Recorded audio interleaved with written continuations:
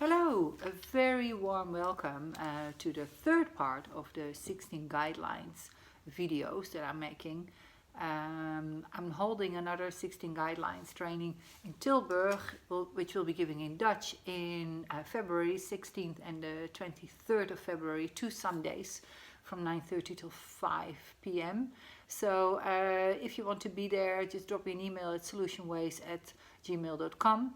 You can also have a look at my website, solutionways.com/events, and the one in Tilburg will be on there. I'll be holding another one, co-facilitate with Kitty de Costa in London in April, and I will be facilitating one in Oslo. I think it's the last Saturday from February, the 29th, and the 1st, yes, the 1st of March. So that's where I'll be there as well. So anyway, why I'm sharing these videos, because I think they're really helpful. They will tell you more about the guidelines. I will read something about the book you will get when you do the training. There will be a challenge, there will be a reflection in that. And I think it'll be helpful for you. They've helped me certainly in my life, in my personal life, my personal relationships, to build confidence, to build inner strength, to find meaning in life. And they have a depth to them. So, and I think after you've done the training, it's very good to listen perhaps to these videos again. And then also maybe to do the reflective practices and the challenges that are in the book. Often people find reading the book, they don't take the time to do that. So maybe when you are doing something, you can listen to this video instead. It's like a talking book almost. So here we go. How does contentment lead to happiness? Lack of contentment can have dangerous consequences. Our habits as discontented consumers have placed the very survival of the planet at risk. Our difficulty in sustaining relationships has led to loneliness and family breakdown. Our inability as nations to coexist peacefully has created a culture of militarism that even reaches into space. I think this noise in the background was from this little cat. So you can say hello to everybody. And I'm going to leave you here and then I can continue reading. Thank you. So the habit of wanting more can endlessly clutter and distract our minds. Desire works with a multiplier effect. Ever more, ever faster. Until we are unaware of anything except the object or sensation that is being pursued. To a dissatisfied mind, the party that we missed or the relationship that didn't work out becomes the best, the most exciting, and the most glittering. Less desire means less pain, says Lama Zopa, a Tibetan Buddhist teacher. When we notice that we are exaggerating and obsessing, this is a signal to stop and pause. What is really going on?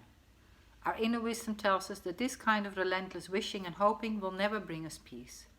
Is there anyone who does not yearn to be content? The simple expression, I'm doing my best, or it's okay, you've done all that you could, are some of the kindest words we can ever say to ourselves or to our friends and colleagues. Contentment brings a quiet joy that spreads into a little smile and softened eyes. Someone who's truly content has no need to hurt another or to profit at their expense. So the challenge is, do you often feel restless and dissatisfied? Next time you experience this, instead of springing into action, come to a standstill. Resist the impulse to eat, drink, smoke, start a conversation, or whatever you usually do. Take a few deep breaths and accept things as they are. Let it remain so for 5 minutes. Does this alter the choices you make? I'd also like to add to that, because there's a little bit more about contentment in the book. It says, for example, it's the cooling influence that enables us to focus our energy and to quiet the feeling of not good enough that can sabotage success. In contrast, discontent is like a parrot on our shoulder that distracts us with its endless inner monologue. How are you feeling? Are you too hot or too cold? Do you want to get out of bed, or would you rather stay where you are? What do you want to eat for breakfast? It's exhausting, distracting, and unending. So I'm going to ask you then maybe to contemplate if you want to do the reflection. And the reflection goes like this. Find a quiet space where you can relax. Sit comfortably to help you settle. Focus your awareness on your breathing. Let go of any thoughts, images or feelings that arise. And whenever you become distracted, bring your awareness gently back to the sensation of the breath going in and out. Spend a few minutes enjoying the experience of coming to rest. Now call to mind something to which you are currently attached. This could be food, a person, clothing, or a place. See it, hear it, taste it, touch it, and feel it. Focus all your attention on the object and observe what happens. Feel the pull that exerts into your mind.